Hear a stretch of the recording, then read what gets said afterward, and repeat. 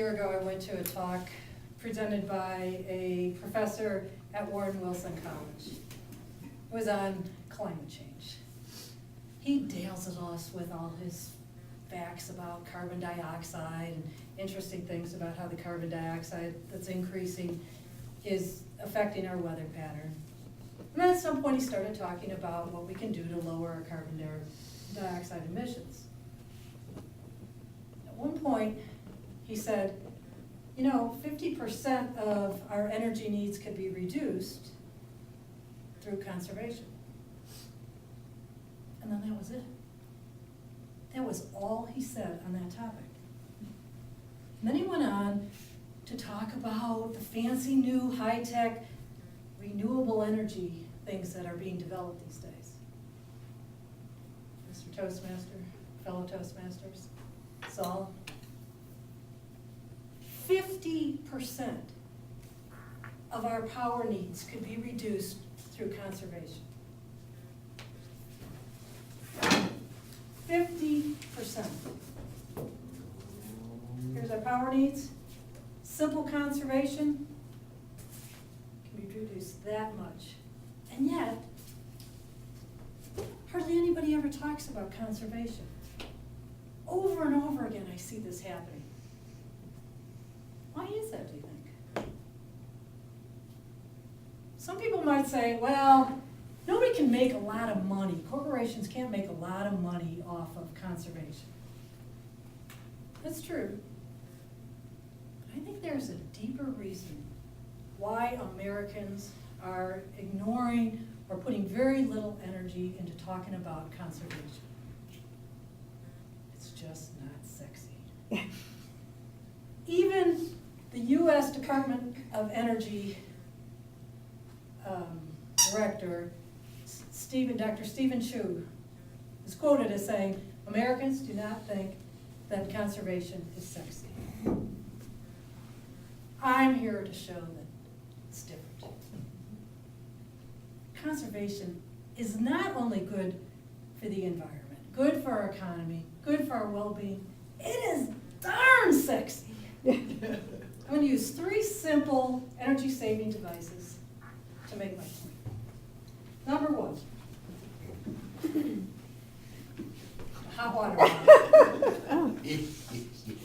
Now, most Americans, when they're cold and they're at home, they walk over to the thermostat, turn up the dial, right? Do you think that's very sexy? I do. What sexy is, you get some hot water, you pour it in a bottle, you hug it into yourself, it's all squishy, your skin's warm all over. Now, do you want your hands free? Just, this isn't tight enough, but just, then stay warm. Or, while you're at the computer, which Americans spend a lot of hours, just sit with it on your lap. Now, of course, we all know you can take this to bed with you. Can you take your thermostat to bed with you? I've never done that. Energy-saving device number 1. Don't forget about it. Energy device saving number 2. A common clothespin. I don't find it very sexy to watch and listen to my clothes going around and around and around in a either electric or gas-powered dryer. Nor do I find cleaning lint filters very sexy. You step outside, fresh air, you feel the wind caressing your face, the birds are serenading you in the background. That's sexy.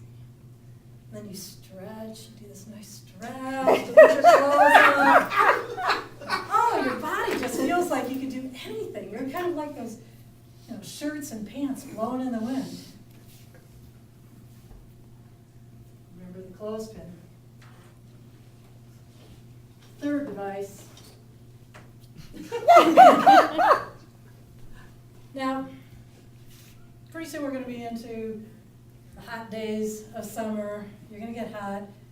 If you're like most Americans, you go and turn the AC on, if you have it.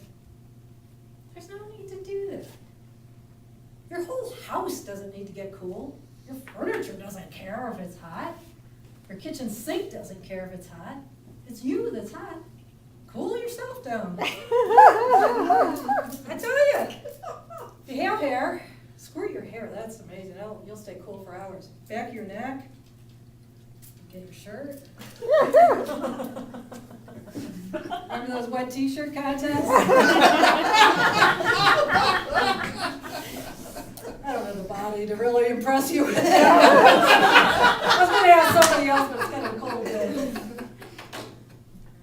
So we could, if the government, instead of putting billions of our taxpayers' dollars into supporting global oil companies or these fancy high technologies, would buy everybody water bottle, nice set of clothespins, and I recommend these plastic ones, and a squirt gun. America would be on its way to being the new France or Italy. Yeah. We'd be the place where people come for a romantic vacation.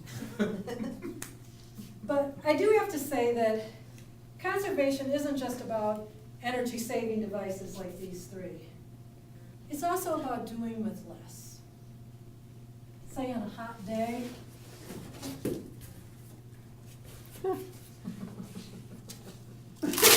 do with less.